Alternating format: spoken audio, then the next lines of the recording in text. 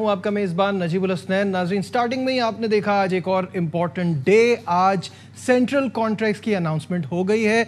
33 खिलाड़ियों को central contracts दिए गए हैं। पहली बार रेड बॉल और वाइट बॉल के अलग अलग कैटेगरीज बनाकर उसमें कॉन्ट्रैक्ट्स दिए हैं और 5 ऐसे खिलाड़ी हैं जो दोनों वाइट और रेड बॉल कॉन्ट्रैक्ट्स में शामिल हैं, जिसमें बाबर, इमाम, हसन अली, शाहीन आफरीदी और रिजवान शामिल हैं। इस पर हम बात करेंगे। स्टूडियो में मेरे साथ मौजूद हैं our sports correspondent Shahid Hashmi साहब। शाहिद साहब, अस्सलाम वालेकुम, वेलकम टू द शो। सबसे पहले ये बताइएगा कि ये पहली बार है जब रेड बॉल और वाइट बॉल के अलग अलग कॉन्ट्रैक्ट्स बने हैं। कुछ ऐसे खिलाड़ी हैं ऑब्वियसली जो दोनों में हैं, जैसे कि आप पहले भी बात कर रहे थे इसी प्रोग्राम में कि ये इस तरह से मैनेज करना पड़ेगा कि दोनों कॉन्ट्रैक्ट्स देने पड़ेंगे। कैसा देख रहे हैं इस सेटअप को, इस फॉर्मेट को? पहली दफ़ा किया है, नई तब्दीली है।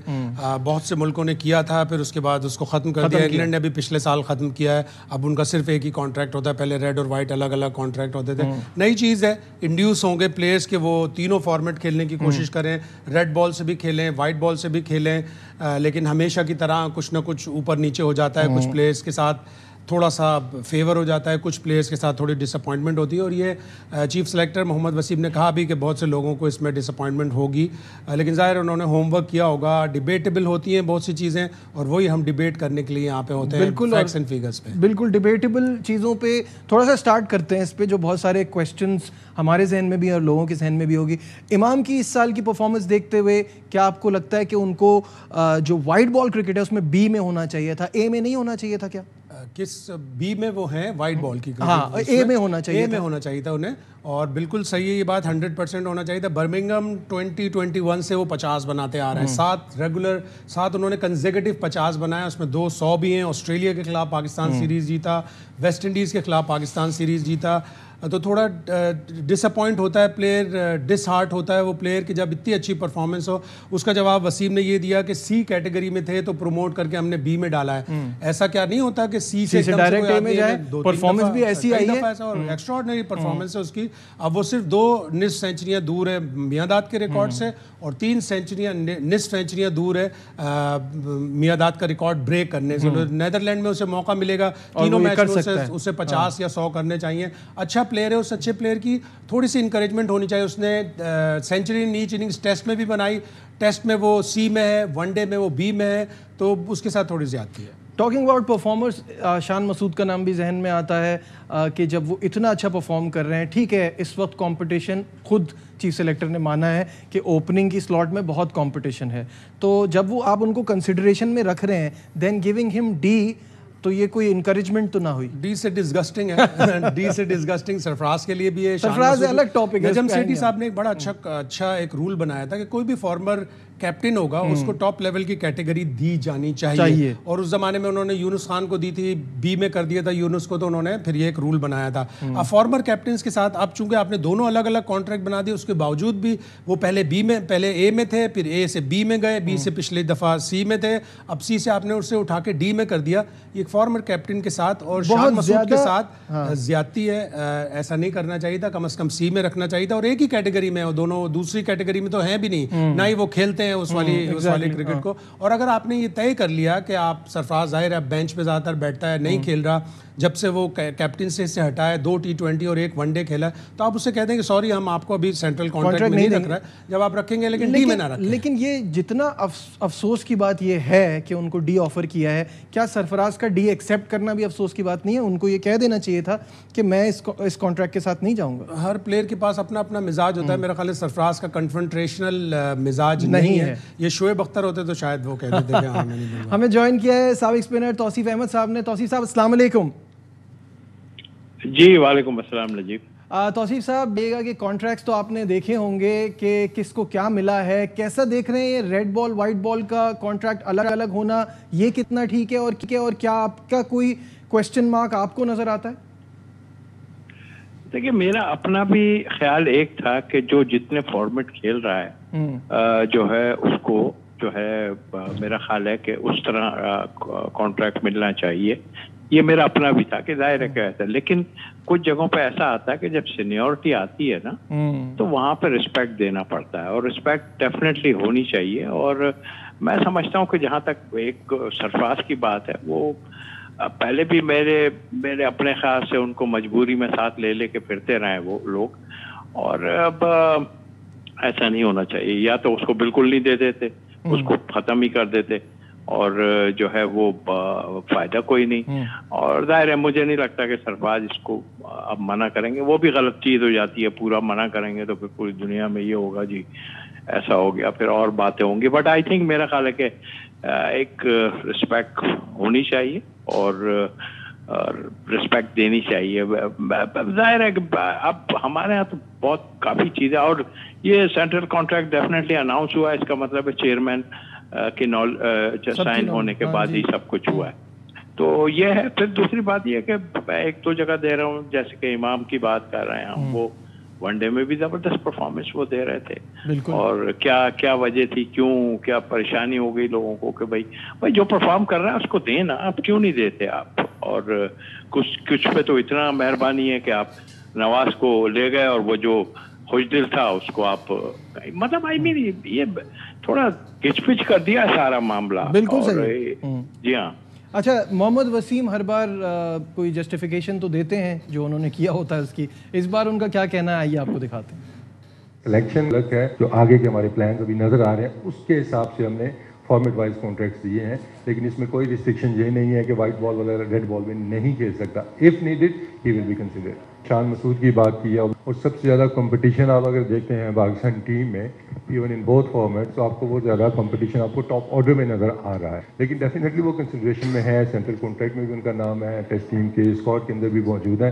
स्पिन बॉलिंग की बात की है, डेफिनेटली कि वी आर लैकिंग, कि हमें वो टैलेंट उस तरह का नहीं आ रहा है। इस टाइम पे टॉप दो विकेट कीपर अगर आप देखते हैं जी कि हमारे रेड बॉल के या लॉन्गर वर्जन के कौन से हैं, कि Rizwan and Sarfaraz at the moment. अभी हमारे पास उस तरह की कोई रेडी रिप्लेसमेंट मौजूद नहीं है जो कि टेस्ट मैच का प्रेशर ले सके।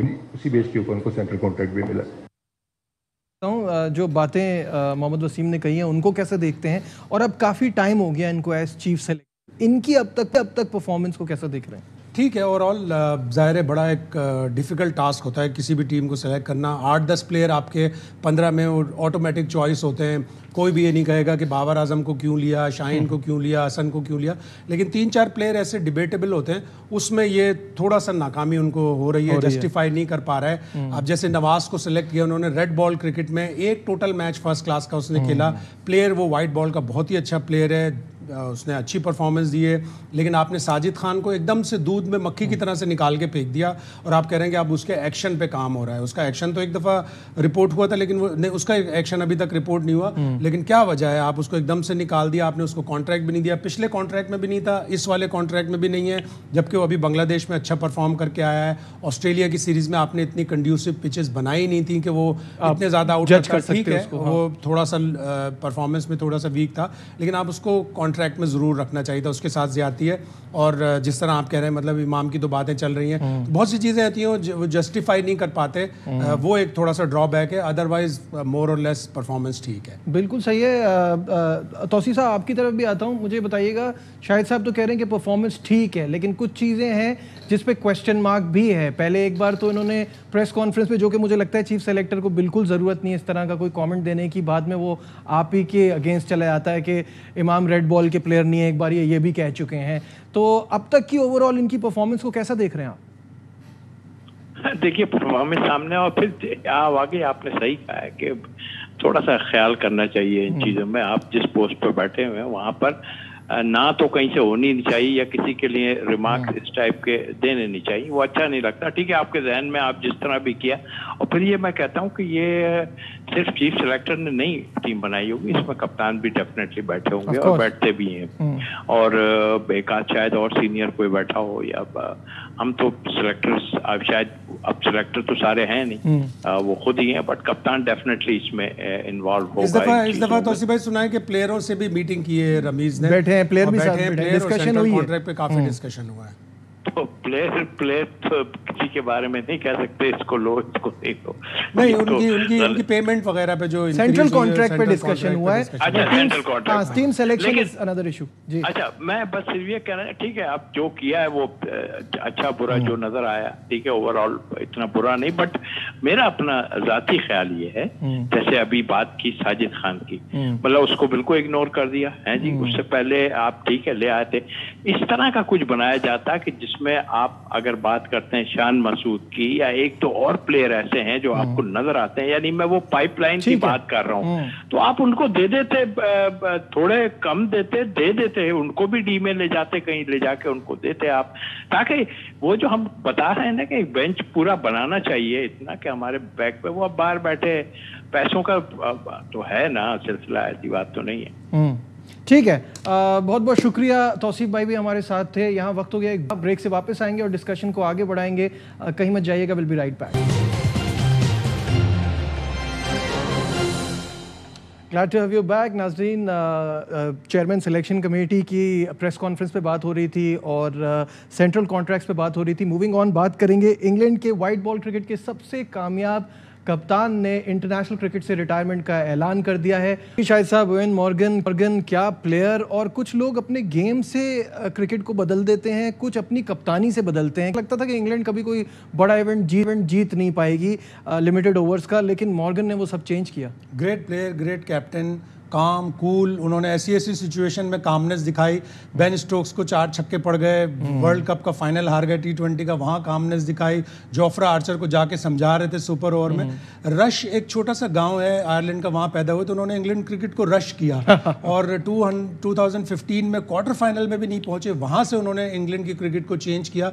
जो इंग्लैंड ने 360 प्लस 14 दफ़ा स्कोर किया है, 15 दफ़ा स्कोर किया है, उनमें से 14 दफ़ा 2015 के वर्ल्ड कप के बाद किया, और ये मॉर्गन ने किया सारा। ठीक है, बहुत बहुत शुक्रिया शाहिद साहब। प्रोग्राम में आज बस इतना ही। दीजिए अपने मेज़बान नजीबुल हसनैन को इजाज़त। अपना बहुत ख्याल रखिए। अल्लाह हाफ़िज़। अहम तरीन खबरें अब एक क्लिक की दूरी पर। आपके पसंदीदा टॉक शोज हों या अहम मुल्की या गैर मुल्की शख्सियात की न्यूज कॉन्फ्रेंसेस, हर लम्हा बाखबर रहने के लिए सब्सक्राइब करें हमारा YouTube चैनल। मौसम की सूरत हाल हो या खेल के मैदान से खबरें, अपने मोबाइल फोन से मुल्की और बैनुल अक़वामी अहम खबरों तक रसाई के लिए डाउनलोड कीजिए मोबाइल ऐप। बावसूख ज़राए से मुसद्दिक़ा खबरों, तज्ज़ियों और तबसरों से मुस्तफ़ीद होने के लिए विजिट कीजिए पाकिस्तान की सबसे बड़ी न्यूज वेबसाइट www.arYnews.tv। इन सब के अलावा पाकिस्तान का सबसे बड़ा फेसबुक पेज हो, सबसे बड़ा न्यूज इंस्टाग्राम अकाउंट या फिर ट्विटर, ARY न्यूज पहुंचा रहा है खबरें सबसे पहले आप तक, ताकि आप रहें हर लम्हा बाखबर।